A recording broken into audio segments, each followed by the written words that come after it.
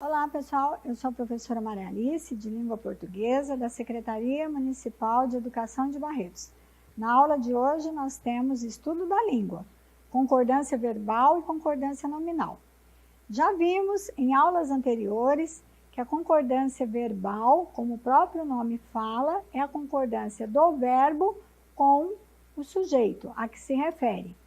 Ou seja, o verbo tem de concordar com o sujeito em número e pessoa.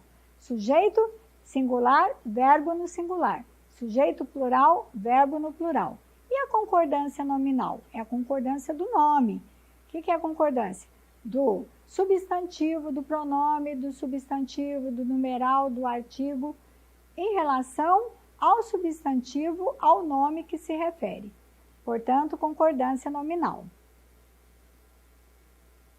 Os textos abaixo referem-se à ocorrência de duas luas em um mesmo mês. Leia-os. Olha lá. É possível ocorrer duas luas cheias em um mês. Esse fenômeno é chamado de lua azul. É uma curiosidade do nosso calendário. Podemos dizer que não tem nada a ver com a própria lua. Como uma lunação dura 29,5 dias, de uma lua nova até a outra lua nova, e os meses do nosso calendário têm de 30 a 31 dias, acontece de tempos em tempos ocorrerem duas luas cheias no mesmo mês. A essa segunda lua cheia do mês se dá o nome de Blue Moon.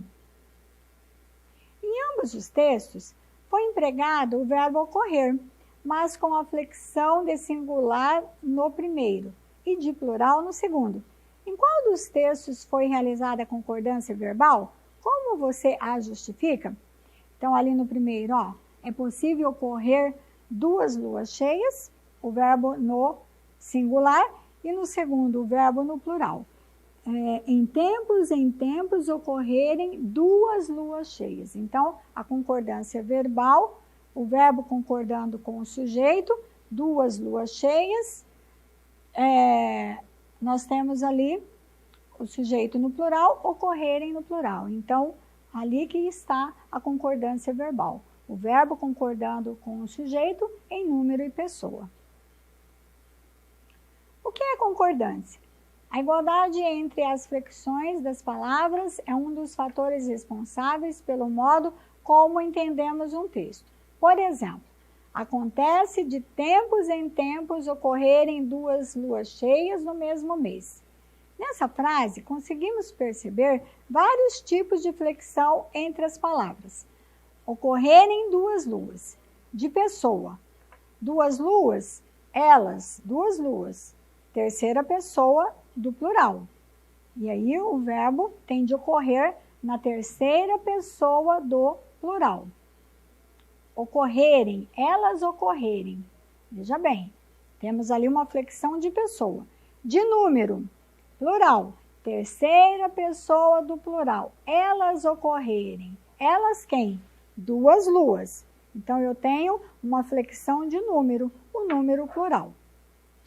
Duas luas cheias. Então, acima nós temos a concordância verbal. O verbo concordando com o sujeito, duas luas cheias em número e pessoa.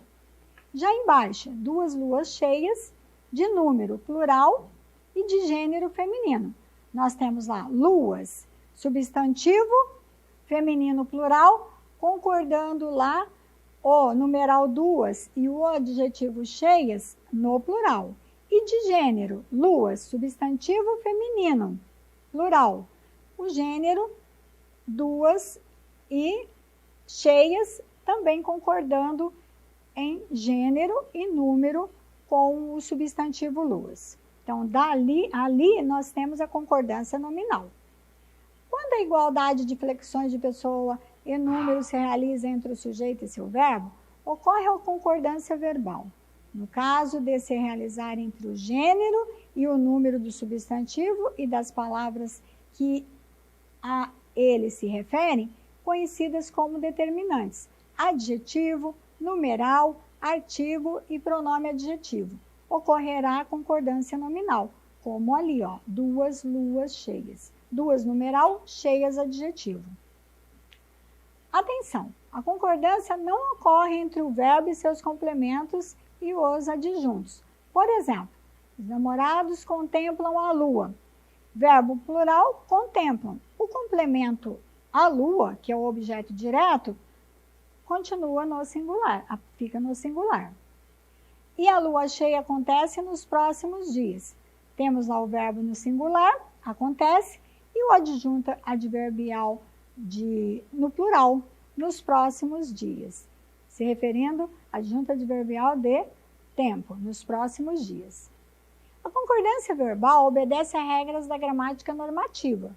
A regra básica de concordância verbal na linguagem formal ou culta escrita é a seguinte: o verbo concorda com o sujeito em pessoa e número, o número e pessoa. Já no que se refere à concordância nominal, a regra básica determina que as palavras que se associam ao substantivo ou ao pronome substantivo concordam com ele em gênero e número. Mas essas regras nem sempre são observadas na fala ou na escrita informal, que é a linguagem do dia a dia, popular, corriqueira. Existem alguns fatores que podem dificultar a realização da concordância. Por exemplo, quando o verbo aparece distante do sujeito com o núcleo no plural. Correram para dentro do quintal da casa amarela 10 moradores da rua. Olha lá, moradores é o núcleo do sujeito. Como está o núcleo, aparece no plural moradores, o verbo, mesmo que distante daquele núcleo lá, moradores, deve aparecer, concordar no plural, em número e pessoa. Já embaixo, núcleo do sujeito seguido por 2 ou mais determinantes ou por determinantes no plural. A diminuição dos empregos em empresas privadas e públicas, principalmente após a forte crise econômica que se instalou no país, obrigou as famílias a grandes sacrifícios. Nós temos lá o núcleo do sujeito em terceira pessoa, diminuição, e o verbo em terceira também, terceira pessoa do singular. Obrigou. A diminuição obrigou. Determinante distante do substantivo no plural. Encontrados no empoeirado sótão da velha casa da fazenda, os livros foram considerados valiosos. Então, lá, livros é um substantivo masculino plural, fazendo a concordância nominal lá com o determinante encontrados no masculino plural. Se fossem lá, as revistas foram consideradas valiosas, então lá, encontradas. Quem encontradas? As revistas, fazendo sempre a concordância nominal. Em todos esses casos, o verbo deve concordar com o núcleo do sujeito, esteja este no plural ou no singular. A ordem dos termos na frase não altera a obrigatoriedade da concordância. Veja essa frase na ordem direta. Os trabalhadores cansados voltavam lentamente para suas casas. Quem voltava lentamente para suas casas? Os trabalhadores cansados. Isso é a ordem direta da oração. Primeiramente, sujeito, depois predicado. Então, nós temos lá o substantivo masculino plural, trabalhadores, e os determinantes também no masculino plural, o artigo os e o adjetivo cansados.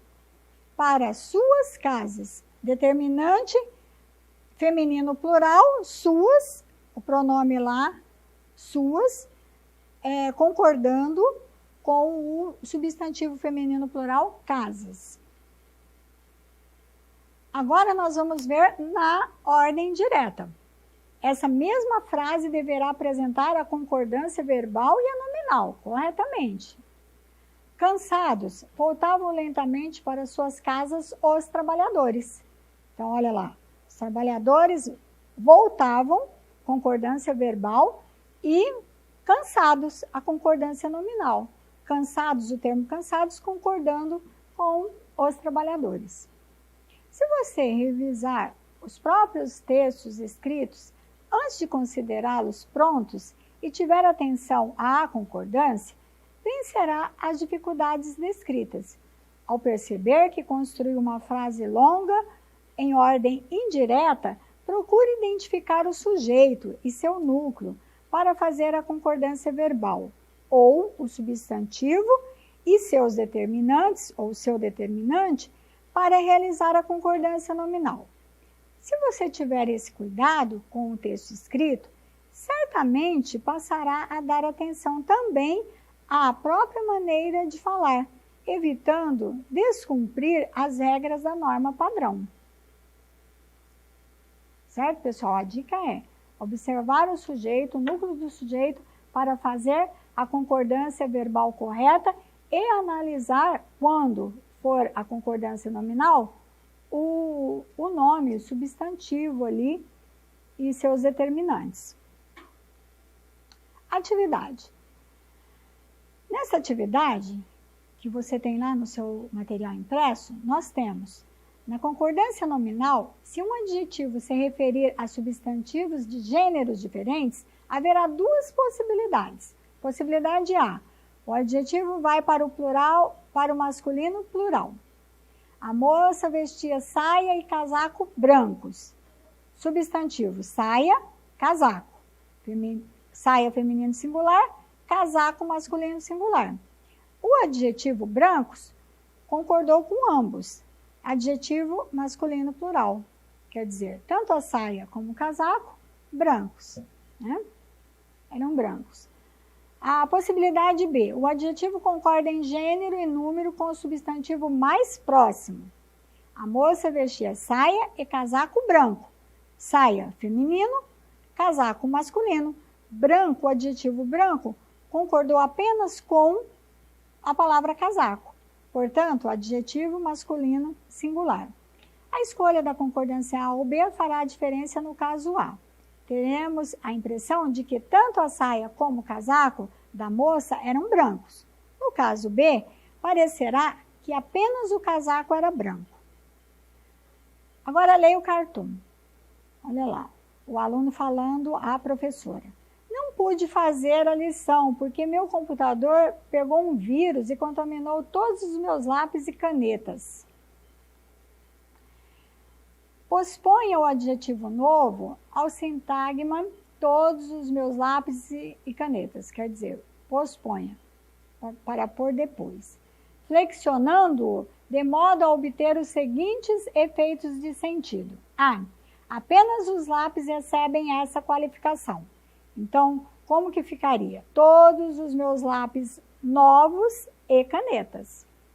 Já no item B, apenas as canetas recebam essa qualificação. Todos os meus lápis e canetas novas. A concordância do elemento mais próximo. C, os lápis e as canetas recebam essa qualificação. Então, ficaria todos os meus lápis e canetas novos, né? Se referindo tanto a lápis como a canetas. É isso, pessoal. Até a nossa próxima aula.